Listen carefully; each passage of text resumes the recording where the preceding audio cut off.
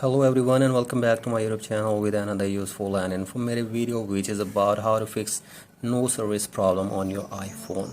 So guys, if you are facing this problem here, I will give you some possible solutions to fix this problem on your iPhone. So guys, the very first solution is that simply drag down your control center and from here just turn on and turn off flight mode for 3 or 4 times, and after this you will have to simply restart your iPhone, and after this you will have to just check if your problem is fixed or not.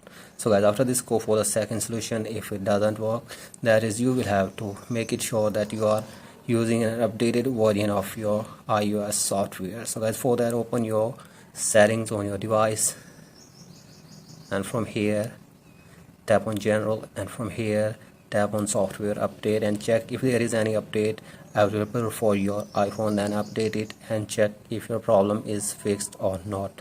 So guys, after this go for the third solution. If it doesn't work, that is you will have to simply check if there is any update available for your career settings on your iPhone. So for that open your settings again, tap on general again and from here tap on about, and from here simply check if there is any update available for your career settings. So guys, update it and check if the problem is fixed or not. So after this guys, go for the next solution. That is you will have to just reset network settings on your iPhone.